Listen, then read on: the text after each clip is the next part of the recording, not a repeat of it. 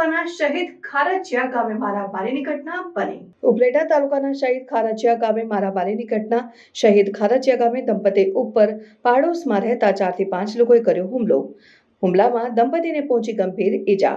શહીદ ખારચિયા ગામે છેલ્લા 1 વર્ષથી અવારનવાર જમીન તેમજ દિવાલને લઈ પાડોશી વચ્ચે થતા હતા ઝઘડા।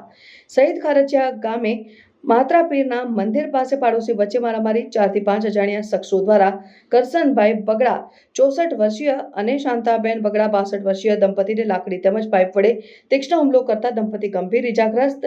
શહીદ ખારચિયા ગામના સરપંચ તેમજ દંપતીની બાજુમાં રહેતા 4 થી 5 શખ્સો દ્વારા માર મરાયાનો ઈજાગ્રસ્તોનો આક્ષેપ। સરપંચના કહેવાથી પાડોશીઓ અવારનવાર ઝઘડા કરતા હોવાનો ઈજાગ્રસ્તનો આક્ષેપ। ઈજાગ્રસ્ત દંપતીને ઉપલેટા કોટેજ હોસ્પિટલ ખસેડાયા। શાંતાબેન બગડાની ઈજા ગંભીર હોય વધુ સારવાર અર્થે જૂનાગઢ રિફર કરાયા। ભાયાવદર પોલીસ હોસ્પિટલ પહોંચી તપાસ હાથ ધરી। સોલંકી સીતાબેન રાકેશભાઈ, ગામ જામજોધપુર। આ મારા મમ્મીને હું લઈને આવી છું। આજે છેલ્લા 1 વર્ષથી આ પાડોશમાં રહેતા ડેવિસભાઈ અને એમના ઘરના મારા મમ્મી પપ્પા ઉપર આ ચોથી વાર હુમલો કર્યો છે। વારંવાર ઝઘડા કરે, હુમલા કરે છે અને હેરાન કરે છે। આ બાબતે અમે પોલીસ સ્ટેશનમાં ભાયાવદર ઘણીવાર પોલીસ ફરિયાદ કરેલી છે, પણ અમારી ફરિયાદ ક્યારેય લીધેલી નથી। આ અગાઉ ગામના સરપંચે મારા પપ્પા ઉપર હુમલો કરેલો અને અમે ભાયાવદર રાતના 15 તારીખના 12 વાગ્યા સુધી બેઠા, અમારી ફરિયાદ લેવામાં નથી આવી।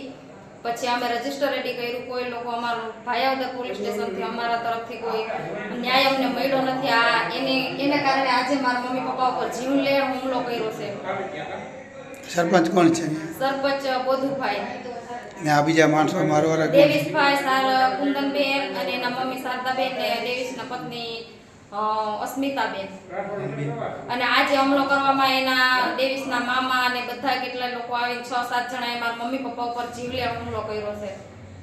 અત્યારે ક્યાં લાવ્યા ભાઈ? ક્યાં લઈ? અત્યારે અમે 108 ને ફોન કરી અને ઉપલેટા સરકારી હોસ્પિટલમાં આવ્યા। અહીંથી અમને ઇમરજન્સી માટે જૂનાગઢ જવા માટે કહેલ છે। કરશનભાઈ રાનાભાઈ બગડા, રહેવાસી ખારચિયા। અમારે છેલ્લે આ બાજુવાળા વાળે એક વર્ષથી ત્યાં માથાકૂટ હાલે છે। છેલ્લે અમે આજે અમારા ઘરવાળા નીકળ્યા ભાઈને, તો એ ભાઈઓ 3 જણિયું અને બીજા 2-3 જણા હતા, એને થઈને લાકડીના અને પાઇપને માર્યા છે ને માથામાં, અને અત્યારે એ સિરિયસ છે। અને અમે ઉપલેટા સારવાર લઈ અને આપણે ભાઈઓદર પેલા જૂનાગઢ અમે જવાનું કીધું છે કે જૂનાગઢ તમે વૈયા જાઓ। અને મને પણ હાથમાં લાકડી મારી છે અને મારો હાથ ઈજા થઈ ભાંગી ગયો છે અને ભાઈઓદરની પોલીસ આવી છે, પણ એ લોકો ફોટા પાડીને જતા રહ્યા છે।